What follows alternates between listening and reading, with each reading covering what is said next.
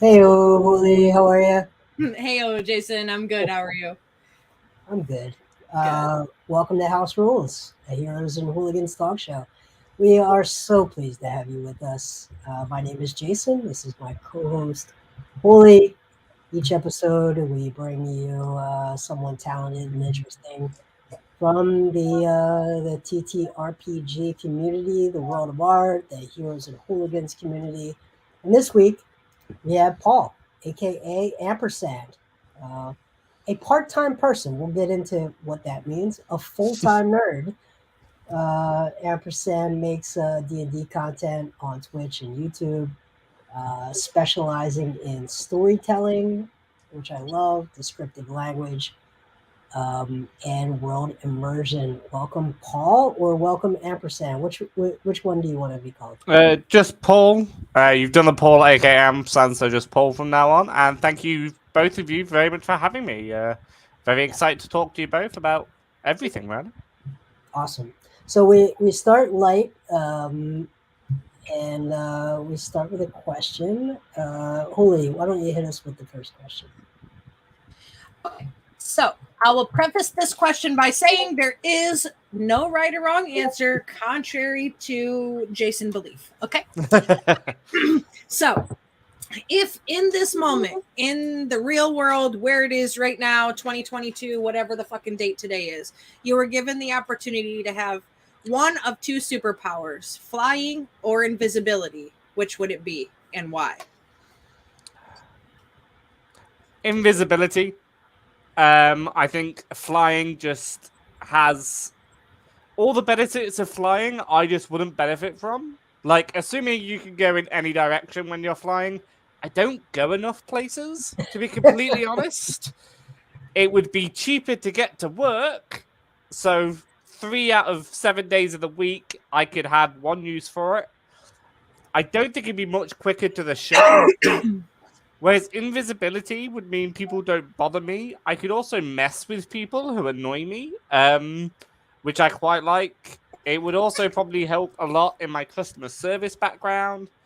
And it'd be a really cool trick to do at like parties and stuff as opposed to flying. Like, yeah, I could levitate. That'd be kind of interesting to see. But if you ever want to get out of a party early because you don't want to be there anymore, but you've not been there long enough that you can leave, just disappear. It'd be fine. Yeah, I think we call Yeah. that an Irish So, goodbye. Yeah. yeah, we call that an Irish exit, uh, Irish goodbye. So yeah, absolutely. Invisibility, without a doubt, really. Flying just wouldn't benefit me enough. I could understand the perks if you're a bit more social or like you went to many places, but I can't fly with my dog. So I'm not taking my dog for a walk via flying because that's not really the point of the walk. Yeah. So I'm going to choose invisibility. Awesome. I also choose invisibility so I can Good choice. get things done. Yeah. Yeah. Yeah. Definitely the more powerful of the two. Okay, let's talk about going to D&D. Give us your perspective on the coolest monster in the monster manual. Or it could be a homebrew monster, but tell us about what you think is the coolest monster. Does it have to be 5e or can it be any past D&D Any iteration? any any edition. Yep. So this is a monster that I thought I homebrewed, but I've been since told it's actually a monster from first edition D&D, and it's the Nucklevy, Nucklave, and it is from both Scottish and I want to say Norse mythology, but I could be wrong about that. Okay. And it's a person riding a horse, but it is all one being, and all you see is the muscular system of the entire being, but they share the muscular system. It Wow. is completely and utterly horrifying. And when I used it, I made it a nightmare demon, and it only appeared while the players were sleeping, and it turned their long rest into a short rest if they Wow. didn't pass like a Constitution saving throw, I think it was, and it just haunted them. And then occasionally it would appear while they were awake, but they didn't know if they were awake or asleep or not. So to me, the Nucleary is really cool. I also quite like vampires. A really simple creature, really easy to use, really easy strengths and weaknesses. So players all have a common knowledge about vampires most of the time, or at least the players do, even if their characters don't, about how to defeat a vampire. Stake to the heart and daylight. Really nice and easy. I think in Strahd you could also do running water, but then there's no running water in Barovia, so that's kind of ishy reason. But yeah, vampires as a general monsters handbook, and then the Nucleary as a sort of homebrew / first edition monster. Yeah, I love that because I think it adds so much narrative to the quote unquote like random encounter while resting. It allows you to really have like a common thread to the story. Um, yeah, that's really cool. I have not heard of that. I don't think I played first edition. I never played it. Like I said, I introduced it into my Curse of Strahd game that I ran on DMDM_studios. And since then, someone has said, "Oh, did you know that's the first edition monster?" Because I tried to see if anyone had made a stat block of it. I was like, "Well, no, I didn't. It's from Scottish mythology. My wife put me onto it." And I then looked at the first edition. It's like, "Well, that's great, but that's not fifth edition." So I would have transferred it to fifth edition, but unfortunately the campaign ended due to reasons. So, but it will return. It will return at some point into one of my games. I don't know which one. Say the name of that monster again. Spell it for me. Nucleary. NUCKLAVEE.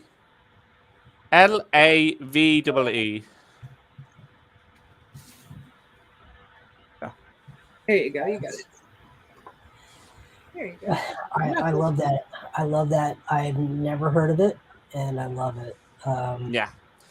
It is truly horrifying. And if you send it to your players privately and say, you see this, react, and the other players don't know what that player is seeing, it can create a real aura of fear and horror. So it's quite good. Yeah, absolutely. That's fantastic. So in your bio, storytelling, we're starting to get a glimpse of that here with this descriptive language. I think we're starting to get a glimpse of that. So, and immersion. Quite frankly, you're building into that theater of the mind. You're building fear. You're building paranoia. Not every rest can be taken for granted. You're unsettling things. It is. So you just mentioned Curse of Strahd. Is horror a? Would you say that your tone, generally as a DM, would be leaning towards that sort of darker? I think my favorite genre of D&D is to play horror. I'm not doing even a little bit of horror in Homebrew Havoc. That's just wild shenanigans. But weirdly, I hate horror movies. I just can't stand them because they either don't scare you, which means they're rubbish and they're nothing, or they do scare you, and I don't like being afraid because I'm not the type of person who likes to be afraid. My favorite horror movie ever, if you class it as such, is more of a psychological movie, is It, both the first and the second one. Yeah, I thought it was fantastic, actually. Yeah, great horror movie because it didn't use jump scares, which I think is cheating and crap and lazy of horror movie writers.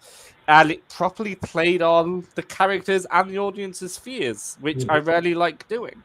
Yeah. When I first started doing Curse of Strahd, my wife said to me, like, but you hate horror. You're not going to be very good at it. You've never seen a horror movie. Like, okay, one, I've seen It. That counts. That's a horror movie, don't lie. And two, like, the reason I don't see horror movies is because I know what's going to happen. And like I said, it's either not scary or it is. And I don't like either of those things. So I know how to induce fear into my players. And I rarely enjoy seeing their expressions change. And the moments change during the game. And every tiny little sneaky thing I can do to cause fear. So I do thoroughly enjoy doing horror movies. I don't do enough of it because if I do too much, I get a bit too vindictive and a bit too clever, and then I get a bit bored. But yes, horror movies I do generally love. Horror stories I do enjoy telling. But at the moment, I'm not doing many, especially with Homebrew Havoc, which is as far away from horror as you can possibly imagine. Yeah, yeah, I think that's really smart. I would say what I go for as a DM is sort of the moments where the dots start to connect for the party, and they Mhm. have the whoa, oh, it all makes sense now. Yeah. And the horror gives you a similar sort of where you unsettle them and they have to find their footing again, right? Hmm. Emotional footing. And I think those are really powerful tools to use with a party. Um, and it can sort of challenge their Wizard of Oz sort of skip down the lane Yeah. um, mentality, right? What's Hmm. next? Yeah, tell us what's next. Okay, well, what's next? And making them sort of be unsettled a little bit and take control of the wheel is good. So yeah, I really like that. All right, let's talk about you a little bit though. Let's so I'm a big believer in critical hits and terrible misses, Yeah. going back to the original D&D. So why don't you tell us about a time in your life where you rolled a natural one and you fumbled something in life? What happened and what did you learn from it? So I can say, when I say I've never played as a player, I have, but it is so infrequently that I feel comfortable still saying it and not feel like I'm lying. So, as a DM, I feel my critical failures or crit successes aren't as entertaining or storytelling or story changing as the players. So I Yeah, but don't I have mean too many. in real life, outside of the game. Oh, In, my in, apologies. yep.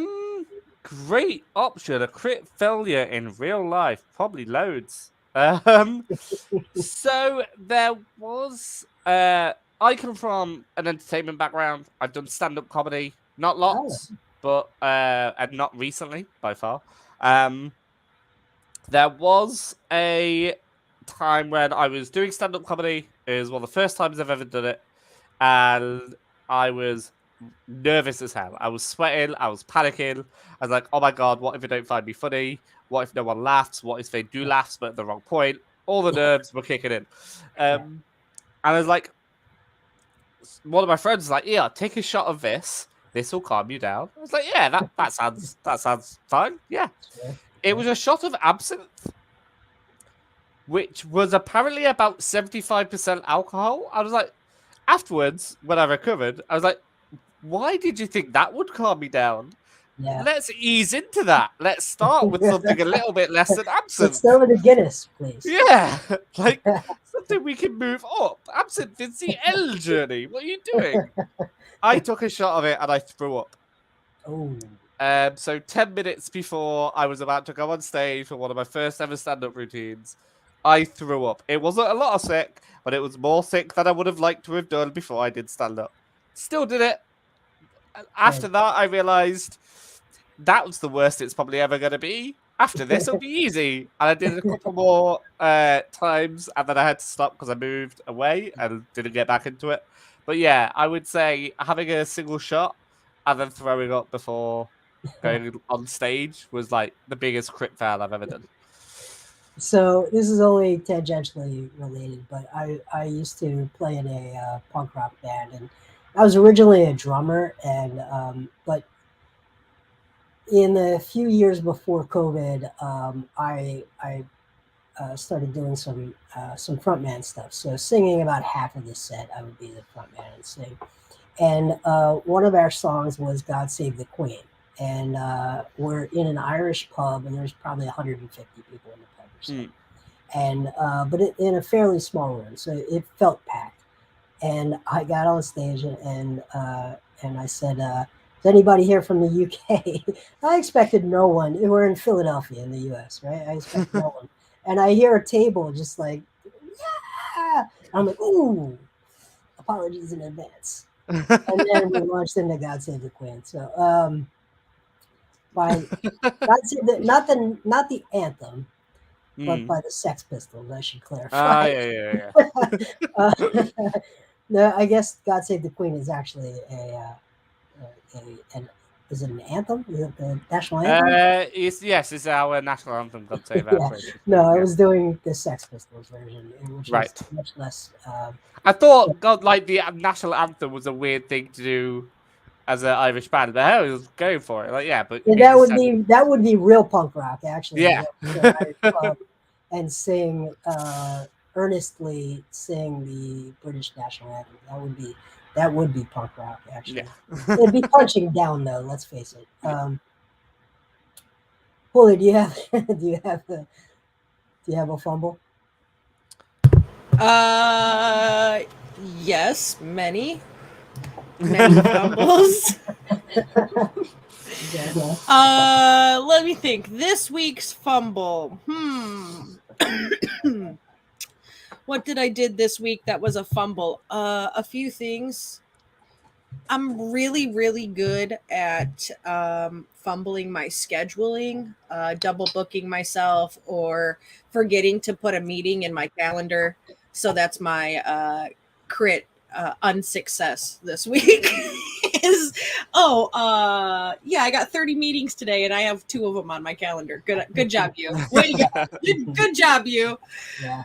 Yep, that's it. That's my fumble this week.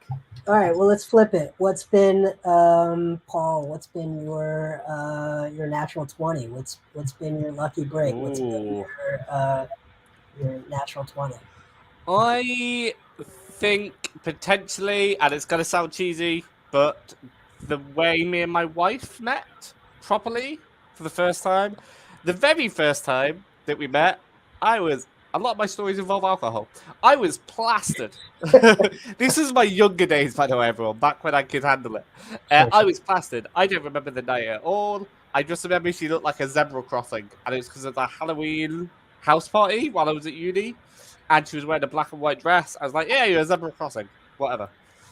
Next time I met her, it was at a French themed party. Okay. And she wanted me to write something on her back. I think it was something like, let's say, Viva la France, or something really simple that anyone could probably spell. I completely misspelt it. I didn't know what I was doing. I wasn't even drunk. I just can't spell in English or French, apparently.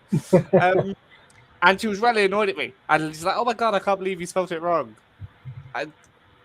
I'll take a word that I spelled it wrong, because she'll know better than I will. And despite her being annoyed at me, and despite me being completely plastered the first time we ever met, she still married me a few years later. So she's probably my quick success. I can't say much. I can't say any of the events been much better than that. So and she's in bed right now, not listening. So I can say it. It's fine. Viva la Paul. Yeah. Holy, what's off the top of your head? What's your nat 20 that you can think of? Having the writer of Thirsty Sword Lesbians sit at my table for Trevor Project charity stream, playing Thirsty Sword Lesbians as my first time playing / DMing it at all ever. And they were there and had a blast, and it came successfully. So that's my recent crit success. Very nice. Very nice. Let's see. I had one this week. I was on a train back from Washington, D.C. A lady comes up to me and in Spanish asks me if I speak Spanish.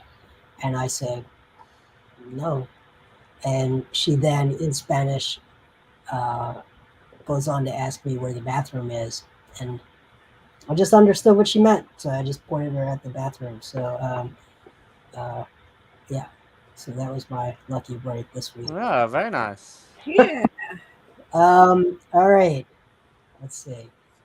Okay.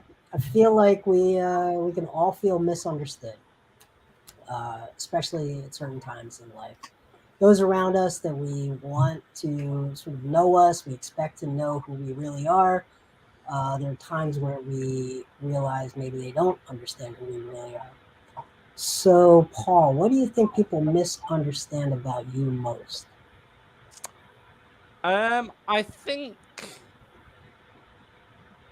before I entered the TTRPG space, I was a little bit more um, funny, or like focused on being funny more than saying what I actually felt or meant.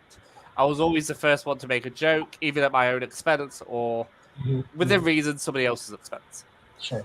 Um, I've always said that there's two different sides of me. There's Paul, and then there's Ampersand. And Ampersand is what the TTRPG space knows, and that is starting to blend into who Paul is in real life. And so the TTRPG space knows me as this wholesome person, supporting my friends, supporting other people, and that is, becoming more and more me. But so the TTRPG community knows me better than the friends that know me before this. They're still assuming that I'm the idiot who makes a joke first and thinks second, and isn't as intelligent as I let on, because everyone just sees the blank expression and the quick jokes. And because I am deaf, clinically, I have hearing aids and everything, which I don't wear with my headphones on. They assume that I don't hear things. But because I'm deaf, I see body language and minute facial expressions a bit better. So while I'm not the most book learned person in the world, I can read people a lot better. And I wish my friends outside the TTRPG space recognize that emotional and is it intelligence? I think it would be classed as intelligence. Yeah, EQ, we call it in the US at least. Yeah. Emotional intelligence. We Yeah. call it EQ versus IQ. Yeah. Yeah. So I wish certain people saw that side of me a little bit more, but on Twitter, it's hard to see that anyway. And like I said, who I am when I'm streaming is slightly different. Yeah. But yeah, just because everyone has an online persona, we all adapt to the camera. It's a human nature. Yeah. But yeah, I wish people saw that side of me a little bit more. Good question. Yeah. Really good question.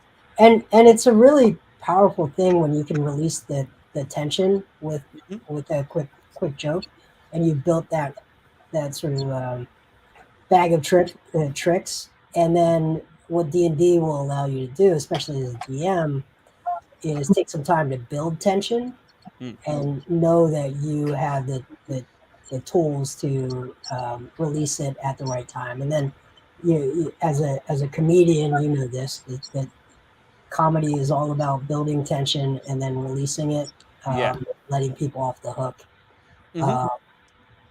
and all feeling like you're together in that room while it's happening. So I think that makes a lot of sense to me. Those skills may have not felt authentic to you at times, but it's a really powerful thing to be able to do. Not everyone can do it, Absolutely. I also feel that I tend to set the mood of what jokes are okay because of my EQ, as you called it, can sense what people are okay with. So I'm pretty quick at picking up boundaries, and I'll edge closer and closer, and then that's it. I'll stop. I'll back off, and I know where that line is. Yeah. And because I'm more than happy to make a self-deprecating joke, people are then okay to make jokes about me. I'm like, yeah, that's fine. That's funny, objectively funny. Sometimes I'm like, that's harsh, but it was really funny, so fair enough. And everyone in the room should know at that point it's not true, so that's fine. So give me some of your comedy legends. Give me your top 3. I like the ones I find funniest are either really grumpy old men or quick one-liners. So Milton Jones, I want to say Tim Vine. I think that's the right name. Okay. But I also like people like Lee Mack and John Bishop. And of course, Michael McIntyre and Russell Howard, that just because of their storytelling and their overarching comedy. But I think John Bishop and Sean Locke, God bless his soul, recently passed. He's really funny. So when those two were on 8 out of 10 cats or 8 out of 10 cats is countdown, I'm like, yes, I'm watching this. And I would crease up laughing to those two, because especially John Bishop just complains about his own OCD and how he doesn't understand other people not having the same OCD. I'm like, why can't you just see things the way I see things, you moron? And I find that absolutely hilarious because I can relate a lot to it. Sure. Whereas one-liners like Milton Jones and Tim, I really hope it's Tim Vine, because if it's not, I'm going to sound foolish because I don't know who Tim Vine is. I think they're really funny because to tell a one-liner joke, so the setup and the payoff in 2 sentences, Yep. is incredibly clever and really hard to do. So It I have a really lot of is. respect for them. Yeah, it really is. On the other side of that, and I'm interested in your opinion about um, Eddie Izzard. For me, is one of those comedians that can put together an hour that has like a thread. You get a history lesson, Mm-hmm. you get a lot of context, and you get some one-liners.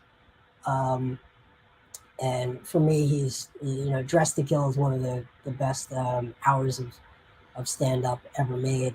I think it stands up there with some of the greats. Mm-hmm. And then I don't know what you think of Ricky Gervais and his stand-up. So I've never seen Eddie Izzard as a stand-up comedian. Yeah. I hold my hands up and say I just don't know about him. Okay. Yeah.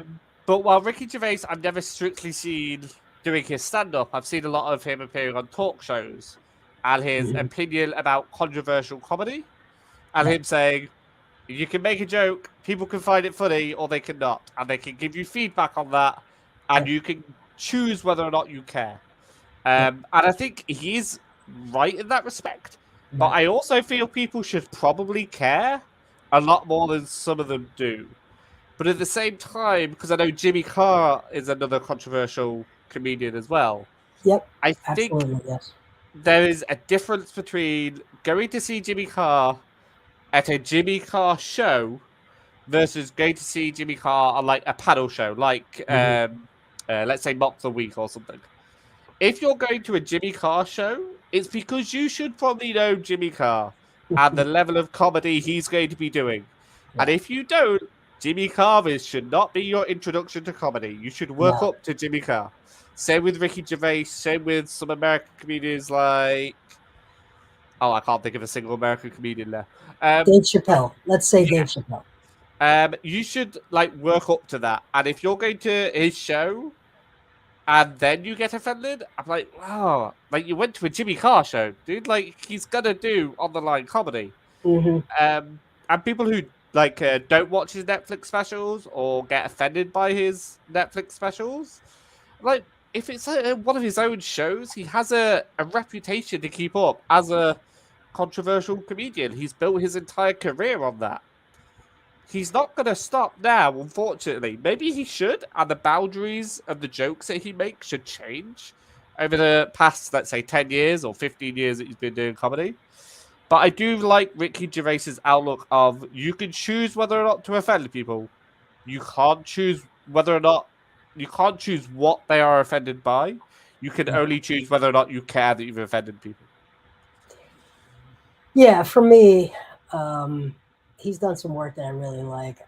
I'm not a huge fan of his stand-up. I do think it can punch down, which I don't Mm. like in stand-up. I think that comedy ideally should be, again, coming from a punk rocker, it should be saying the emperor has no clothes. Yeah. It shouldn't be pointing to someone on the street and saying, haha, you have no clothes. Yeah. So I think, but I do agree with the, because I've watched some Jimmy Carr as well, and I think it takes time to see the subtext of where they're going with the comedy. Mm-hmm. Sometimes they go extreme to show the absurdity of something, but on the Mhm. face of it, or on the transcript, it's pretty terrible stuff. Yeah. So in a world that that increasingly squeezes nuance out of every conversation, that type of comedy is becoming really difficult to Yeah. defend. I also think that the world, I won't say the world because a lot of the world is probably busy doing other stuff, but there is so much outrageous and unacceptable stuff happening both in England and in America. Mhm. I think comedians should just take a break for a little bit because there are so many things that people should be talking about and none of it should be made jokes of. So there's going to be highlights in comedians' career and there's going to be lowlights. There's going to be times when it's okay to laugh at the world. And there's times when it's not. And I feel right now it's just not okay to laugh at the world because for Mhm. so many people it's not funny. And Yeah. there's so many people who, if you make a joke of the situation, it's at so many people's expense that it's not the emperor has no clothes. It is 50% of the population has no clothes, and that's just too many victims of your joke. That I'm just like, just take a break. It's fine. Wait for all this to get fixed, and then maybe start making a joke about how ridiculous it was. Yeah. Because then there's less victims and people have gone through it and at the other side. So Yeah. I just think at the moment comedians should just chill and just maybe just take a nap or something. But yeah. Yeah, and there's plenty of comedy gold to be found in making fun of the Jubilee, let's say. Yeah. I found that to be one of the most ridiculous things in a long time. So I feel like I'm beating up on the Queen today. I don't know. What can I say? The Sex Pistols were very influential to me as a kid. All right. Holy, do you want to talk about favorite house rules? Yeah, I do. What's your favorite house rule, Paul?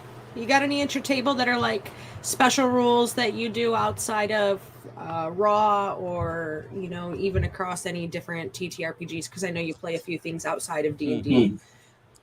So I have one that I'll talk about three if that's okay. Sure. The first one is just a variation, and that's a nat 20 in a damage roll, roll to hit is your max hit die plus a roll, which prevents any crit hits being 2, which is just crap. So if you've got a weapon that does d6 worth of damage, it's 6 plus whatever you roll. So minimum damage is 7. I just don't like the idea of crit 2s because that's just really, really underwhelming. Another one I've adopted very recently, and I know I stole it off somebody, but I can't remember who. If you're rolling initiative and you roll a nat 20, you get a free strike at the start of initiative order, because in my eyes, a nat 20 in initiative is I am so prepared for this fight, I get to strike first, and then they get to be put back into initiative order. Both of those rules are the same for monsters. So if a monster rolls a nat 20, SARS, it's getting a free strike on you. If it rolls a nat 20 for damage, SARS, it's doing a crit 7 in that example. The other one that I have, and I probably stole this from someone as well, I really should keep a track of who I steal ideas from, is Alive for 5, which is specific for low-level gameplay, so 1 to level 7 specifically. For the first 5 levels of my character's game, especially if they're new to me or I'm new to them, if they do something that will get them killed, I'm going to tell them beforehand that this action will cause serious harm to you. This is so that my players learn that you can do anything in my world, but there will be consequences, and it's your choice whether or not to live with those. After level, I normally say Alive for 5 because it's normally 1 to 5. But if they've started at level 3, I normally stop it around level 7. After that, the hands are off. If you want to start a fight with the King's Guard, go for it. You're a dumbass by now. You should know I'm not going to let you get away with it. But I rolled a 20 to deduce a dragon. I don't care. Or fine, it wants to have children with you. You've now got a crazy ex-girlfriend who's actually a dragon. Deal with that. But yeah, so Alive for 5. I'm almost certain I stole it off someone. Probably. But yeah, so that's my 3 homebrew rules and the reasons. And the Alive for 5 obviously isn't for monsters because I'm not going to do that because that wouldn't make sense. Yeah, we had on the I don't think that much on our Trevor Project stream, we had one of my favorites, which is if you roll a nat 20 during combat, you get to roll a second nat 20. If that is also a 20, so that's a 1 in 400 chance, that's an insta kill, and it doesn't matter who you're fighting.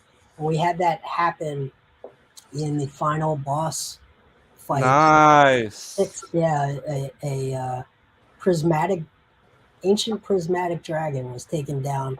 The rogue was on the dragon's back, and the ranger with an arrow did the double 20, got the 1 in 400 shot. Pretty epic moment to have it.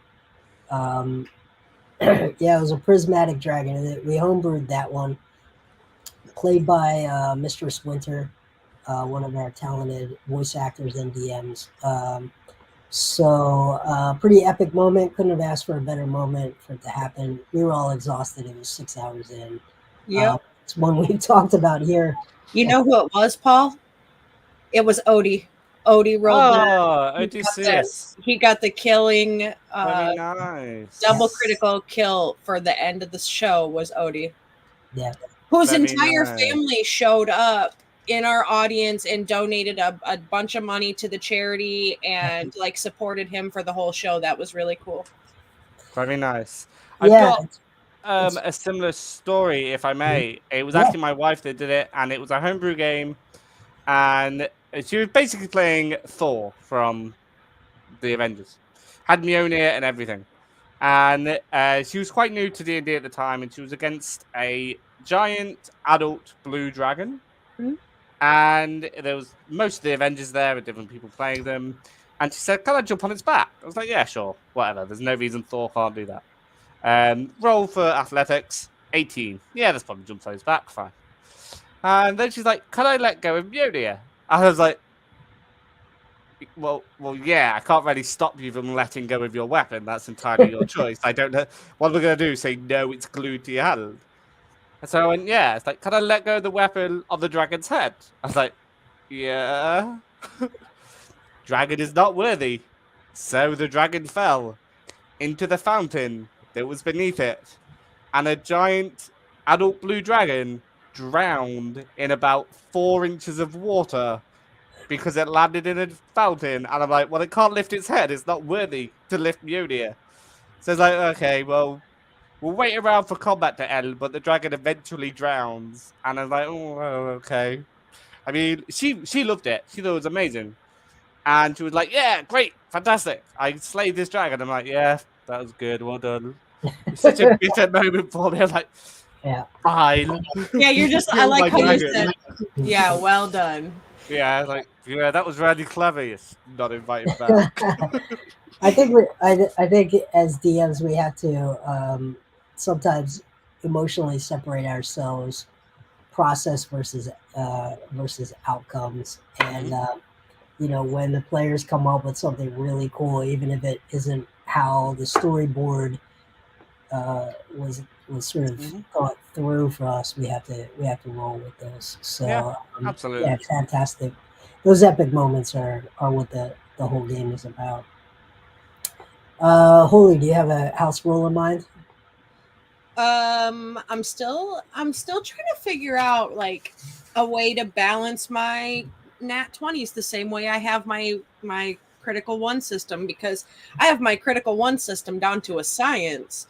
I do a thing, if you roll a nat 1 at my table, then you roll me a d10, and the d10 determines the severity of the critical fail, and then depending where you roll on the d10 depends on where I pull a card from my deck. So you could end up with something simply just embarrassing if you're in the higher end, or you can end up with something that is potentially dangerous, or you could be shooting your friend or breaking your weapon. There's a plethora of things that could happen in a critical fail.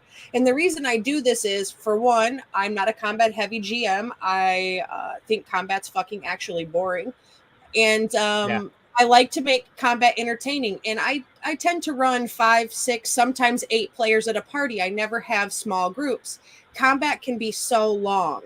Yeah. So it gives that added improv comedy effect in the middle of combat when they do something silly and I'm just giggling and they're giggling when they roll. I know they rolled a nat 1 without looking at their dice due to their vocal reaction to their dice roll. Or their friends at the table seeing their roll and saying, "Oh fuck," and I'm just like, "What did you roll?" You know, it's just like that whole exciting moment. So I'm trying to work out something to balance it on the other end. Jason does the double 20s. I've benefited from Jason's double 20s before as a player at his table. But I want to do something very similar. I probably need to just get a critical hits deck to balance with my critical fails and go that route. Yeah. Okay, well, I wanted to, let's take a little bit of a break. And we want to show a little bit of a promo for Paul and his work, and then we'll do some other stuff.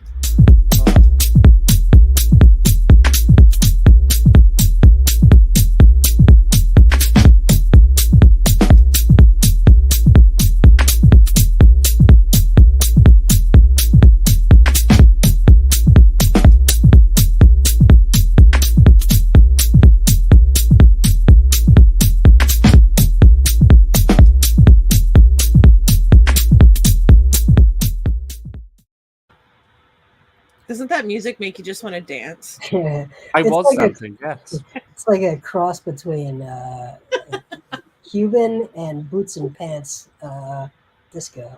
Yeah. What is it? Boots and cats and boots and cats and boots and cats and boots. I call it boots and pants, but yeah. Boots and pants and boots and pants and boots and pants. Yeah. It was cool. Yeah. So, Paul, tell us where we can find you.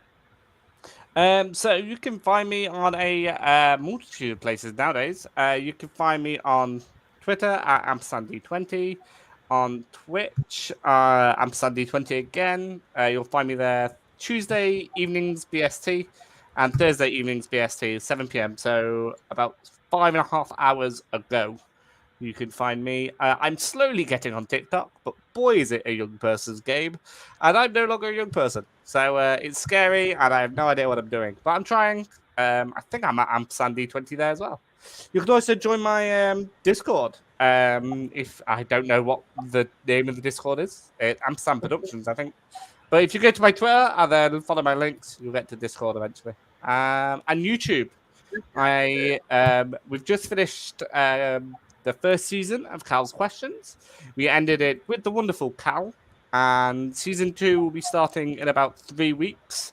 I won't reveal too many of the guests because we're doing a big reveal closer to the time, but it's got some really, really big names that we were just overwhelmingly happy to interview. And the first guest I am such a fan of. I squealed, I giggled when they said yes, that they'll do it, and I proper fangirled all over them during the entire interview. It is incredibly embarrassing, but I'm just a huge fan of who they are. So keep an eye out for that. Keep an eye out for my embarrassing moment in episode 1 of season 2. And yeah, should be good. Awesome. Fully, what did we miss? We didn't miss too much. Paul, you got a set of dice handy, though? I want to do a thing. Always have a set of dice handy. I want you to roll me a D6. Do you want my homemade dice? Do you want my metal dice? Sure, just a D6. Yeah, D6? just a D6. I rolled a 6. A 6. All right. I don't roll enough dice in my life. So dragons, right? Like we were just talking about dragons earlier, right? Okay. All right. I'm gonna tell you a story, and then I'm gonna set you up some encounter questions based on this little story. Okay. Okay. All right.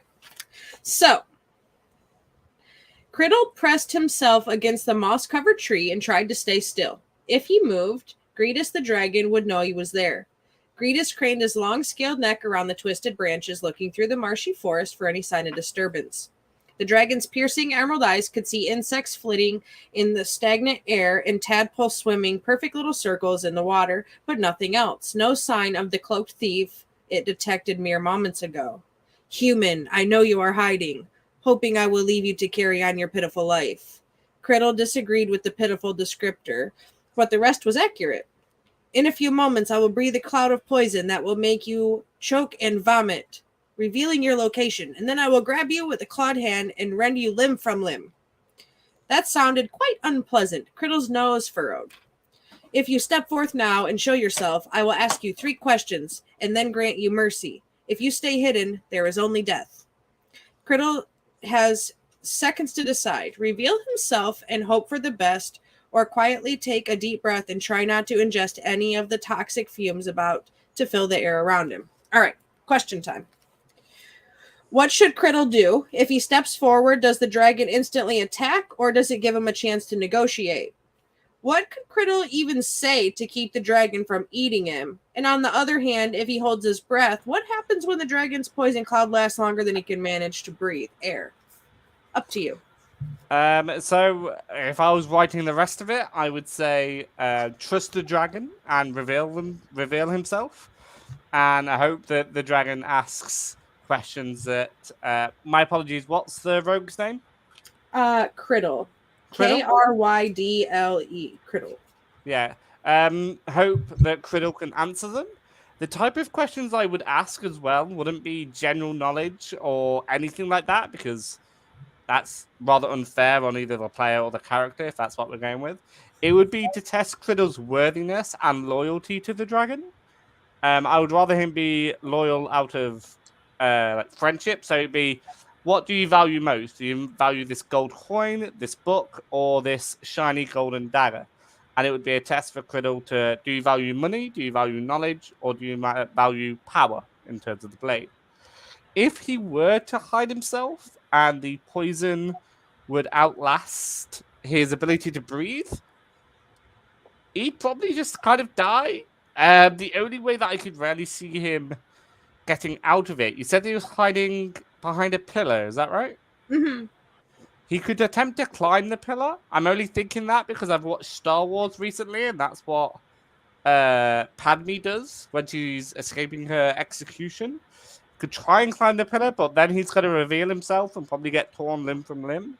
So my best recommendation for Criddle is take your chance with the questions and hope that the dragon gives you a fair chance. Or offer to work for the dragon. Does he want more things for his horde? What does he want? You can't just want to kill people, because that's easy. What color dragon? Green dragon. Okay. Lagerman Feller. Cyrano Arbafel. So we're talking a lawful evil, I believe, neutral evil. Something like that, yeah. Yeah, manipulative, Machiavellian. So I think you have to. I agree. You have to take the shot and negotiate. Yeah, I think like trusting the dragon. If he said, "I'll ask you 3 questions," because he doesn't have to give Criddle any options. He could just blow the cloud of smoke and kill him. He could just wait him out. Like if he's giving him an option, and it's to trick Criddle into revealing himself, so he kills him anyway. It swings and roundabouts. You're either dead or you take a chance. Mm-hmm. So we'll take a chance. I think that's a good answer. It's a really good answer. Aside from that, Heroes and Hooligans things, we're wrapping up Trevor project. Today is the final day. We raised about a little over $2,800, so absolutely fantastic since our initial team goal was $500. So we went above and beyond there. Our team was great. Our donors were fantastic. Shout out to everybody who was a part of that. We do have new fundraiser stuff getting ready to launch. We'll be running 3 months worth of fundraisers for another really good cause. We'll talk more about that over the coming days when we can provide you actual proper links and information about that. We will be partnering with other people in the community again. DM Studios for certain will be one. I believe Souls Rolls is a part of that. A couple other faces from over there. A few other friends in the community will be also involved. There is a new article on our website. If you haven't read it, www.heroesandhooligans.org, and in the library it is a few friendly words from Temper.